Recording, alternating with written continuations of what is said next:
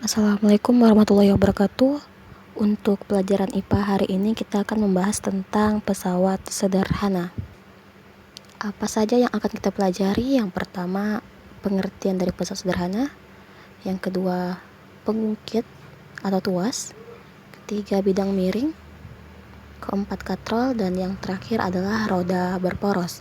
Kita masuk ke yang pertama, yaitu tentang pengertian pesawat sederhana.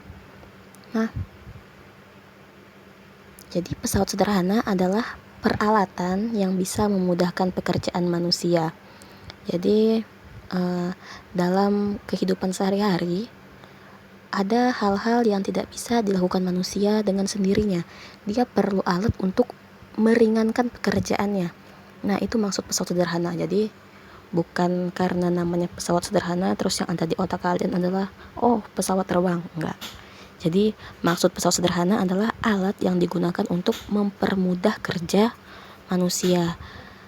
Ada beberapa alat yang digunakan. Yang pertama ada pengungkit. Kita langsung masuk ke pengungkit. Pengungkit atau nama lainnya adalah tuas. Nah, ini salah satu bentuk tuas. Jadi prinsip kerja pengungkit atau tuas adalah dengan gaya yang kecil, tapi kita bisa ngangkat yang bebannya lebih berat. Anak ini kalau disuruh mindahkan batu tanpa tongkat mungkin akan kesulitan, tapi ketika dia menggunakan tongkat dengan gaya tak sebesar ketika dia ngangkat sendiri, si batu udah bisa dipindahkan. Itu maksudnya. Nah, di dalam pengungkit kalian akan mengenal 3 hal. Yang pertama, titik tumpu. Batu kecil ini titik tumpu. Jadi dia merupakan titik tumpuan antara beban dan kuasa yang sifatnya tetap, artinya dia tidak berubah-ubah. Yang kedua ada titik beban. Kalau di sini gambarnya ini tempat si batu, itu nama titik beban, yaitu tempat melekatnya beban. Dan yang terakhir namanya titik kuasa, tempat kita memberi gaya atau kuasa. Di sini artinya. Lanjut jenis-jenis pengungkit. Pengungkit ada 3 jenis. Yang pertama tuas jenis 1. Yang perlu kalian hafalkan adalah titik tumpunya. Nah, kalau tuas jenis 1, titik tumpunya ada di tengah. Bebannya di ujung kanan, kuasanya di ujung kiri, atau terbalik. Bebannya di ujung kiri, kuasanya di sini. Itu bebas. Yang penting tumpuannya di tengah. Contohnya ada jungkit-jungkit, ini kan bentuknya sama kayak jungkit-jungkit kan ya. Nah, jungkit-jungkit masuk ke tuas jenis 1. Terus ada gunting. Gunting kalau kalian mau gunting kertas, bagian yang kalian pegang, yang kalian gerak-gerakkan itu tempat memberi gaya atau kuasa. Maka itu namanya titik kuasa. Sedangkan skrup yang ada di tengah-tengah itu yang menjadi titik tumpunya. Lalu pisau guntingnya, tempat kalian gunting, itu yang namanya titik beban, karena kertas dianggap beban kan ya. Nah, tempat kertasnya itu dianggap sebagai titik beban. Lanjut ke tuas jenis 2. Nah, kalau tuas jenis 2, tumpuannya ada di ujung, bebannya ada di tengah, kuasanya ada di ujung. Ini harus hafal. Jadi hafalkan yang di tengah. Kalau tuas jenis 1 tumpuan di tengah, kalau tuas jenis 2 beban yang di tengah. Contohnya apa? Contohnya gerobak dorong. Nah, kalau kalian pakai gerobak dorong, titik tumpunya yang di sini itu rodanya. Roda yang bergerak. Nah, itu titik tumpunya. Bebannya diletakkan di tengah. Terus ini yang kalian pegang. Tempat kita ngasih gaya. Terus pembuka tutup botol. Tahu ya pembuka tutup botol? Terus pemecah kacang atau kemiri dan sebagainya. Contohnya bisa kalian cari lagi di Google, banyak sekali. Yang terakhir tuas jenis 3. Nah, kalau tuas jenis 3 yang di tengah-tengah adalah kuasanya. Tumpunya di ujung, beban juga di ujung. Jadi hafalkan apa yang ada di tengah. Tuas jenis 1 yang di tengah itu tumpuan, tuas jenis 2 yang di tengah itu beban, tuas jenis 3 yang di tengah adalah kuasa. Lalu apa saja tuas jenis 3 contohnya? Ada pinset, tahu pinset ya, untuk cabut uban. Terus ada alat pancing, staples. Staples itu yang kalian pegang, yang kalian tekan-tekan. itu titik kuasa. Ini mana dia? Nih. Kan kalian nggak bisa ya staplusnya di ujung sekali, pasti agak ke tengah untuk nekan staplus, makanya titik kuasanya di situ. Terus tumpuannya itu tempat skrupnya, sedangkan bebannya itu tempat kertas diletakkan. Gitu ya. Sekarang kita ke perhitungan.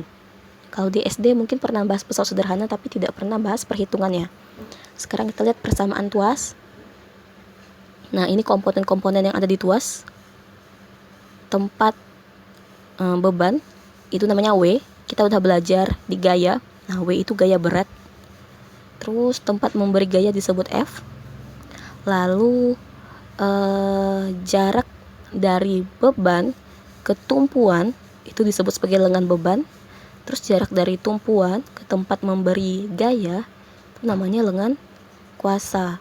Terus saat menggunakan pengungkit sebenarnya kita itu udah mendapatkan suatu keuntungan.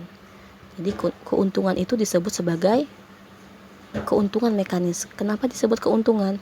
Karena meringankan beban. Energi yang kalian keluarkan tidak harus besar, itu disebut keuntungan. Nah, secara matematis tuas dirumuskan sebagai berikut. Jadi rumus kesetimbangan tuas yaitu W dikali LB, ini kan sama tempatnya nih, sama-sama di kanan. W kali LB sama dengan F dikali LK. Ini rumusnya cuma satu ini, tidak berubah. Dengan keterangannya, W gaya berat, satuannya Newton. LB panjang lengan beban, satuannya meter. F itu gaya kuasa, satuannya Newton. LK panjang lengan kuasa, satuannya meter. Sedangkan untuk keuntungan mekanis bisa dicari dengan W bagi F, berat dibagi gaya, atau bisa dengan lengan kuasa dibagi dengan lengan beban. Jadi ini rumus yang berlaku untuk tuas. Kita langsung ke contoh. Contoh yang pertama. Nah, ada dua orang anak bermain jungkat-jungkit, namanya Harry dan Nada. Jarak antara Harry, ini Harry, ke tumpuan itu 30 cm. Terus massa Harry 20 kg dan massanya Nada 25 kg. Yang dia minta, tentukan jarak nada dari titik tumpu agar jungkat-jungkitnya seimbang. Jadi ini dimintanya. Kita buat diketahui. Ini karena di soal tidak disebutkan gaya maupun berat, kita tentukan dari gambar. Coba perhatikan gambar yang turun ke bawah, itu Harry. Artinya Harry memberi gaya supaya nada bisa naik. Maka Harry kita anggap sebagai F, tempatnya Harry. Sedangkan nada kita anggap sebagai W. Nah, lengan di tempatnya gaya disebut sebagai lengan kuasa. Sedangkan lengan di dekat beban atau berat itu namanya lengan beban. Oke, kita langsung masuk ke diketahui. Massa Harry 20 kg, massa nada 25 kg. Seperti yang disebutkan di awal, Harry dianggap sebagai F, nada dianggap sebagai W. Kita cari masing-masing F dan W-nya.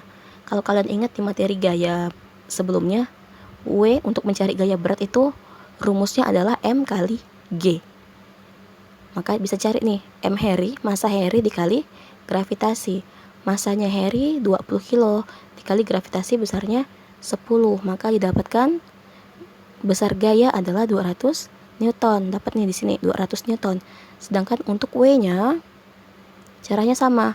Massa nada dikali gravitasi. Masanya nada 25 kg dikali gravitasi 10, hasilnya adalah 250 Newton. Kita udah dapat W dan F. Kita perbarui diketahuinya dengan komponen yang lengkap. Diketahui F-nya 200 dapat dari sini, W-nya 250 dari sini. LK 30 cm di soal ada, di gambar juga ada. Terus yang ditanya adalah LB, karena cuma LB yang tidak ada. Langsung kita masukkan ke dalam rumus. W kali LB sama dengan F kali LK. Masukkan angka-angkanya. W-nya 250, LB-nya ditanya, F-nya 200, LK-nya 30. Kita masukkan seperti ini. Lalu ini tidak bisa dikalikan karena ini bukan tidak bisa dikalikan, tapi tidak usah kalikan. Ini bisa ya, 2 kali 3, 6, nolnya ada 3. dapat 250 kali LB sama dengan 6.000. Nah, kalian ingatkan ya, di kelas 7 kemarin kita udah belajar nih. Di sini kan perkalian. Yang angka pindahkan ke sama-sama angka. Perkalian kalau pindah berubah jadi pembagian. Maka yang tertinggal di kiri adalah LB. 6.000 dibagi, karena ini kali ya, kali pindah jadi bagi. 6.000 dibagi 250. Maka LB-nya dapat 24 cm. Terus, walaupun tidak ada di soal, kita cari berapa sih keuntungan mekanis dari pengungkit. Tinggal masukkan rumusnya. KM sama dengan W per F. 250 dibagi 200. Hasilnya 5/4 atau 1,25. Jadi keuntungan mekanis dari pengungkit tersebut adalah 1,25. Lanjut ke contoh berikutnya. Nah, ada gambar di situ seorang anak menekan pengungkit agar batu ini naik. Di situ udah ada penjelasannya. Dia minta tentukan gaya yang diperlukan anak. Kita buat diketahui, ini beban udah ada 360 Newton. Terus lengan bebannya ini ya 20 cm, sedangkan lengan kuasanya adalah 180 cm. Dia minta gaya. Artinya ditanya adalah gaya. Langsung masukkan ke rumus. W kali LB sama dengan F kali LK. 360 kali 20 nih ya. 360 W LB 20 sama dengan F dikali 180. Sama kayak tadi, karena F tidak diketahui, maka F dengan 180 Ustazah biarkan saja, tidak diapa-apakan. Yang ini jadi 7.200. Ini F dikali 180. Sama kayak tadi, yang angka pindahkan ke yang sama-sama punya angka, ke sini. Awalnya dia perkalian, kalau pindah dia berubah jadi pembagian. Maka setelah pindah, nah 7.200 dibagi 180 sama dengan F, karena yang tertinggal di kanan cuman F. Maka didapatkan ini bagi hasilnya 90, yang ini F, atau F sama dengan 90 Newton. Jadi gaya yang diperlukan anak tersebut untuk mengangkat batu adalah 90 Newton. Oke. Sampai di situ saja pembahasan kita tentang pesawat sederhana dan pengungkit. Untuk bidang miring, katrol, dan roda berporos akan dibahas di pertemuan selanjutnya. Sekian pembahasan hari ini. Assalamualaikum warahmatullahi wabarakatuh.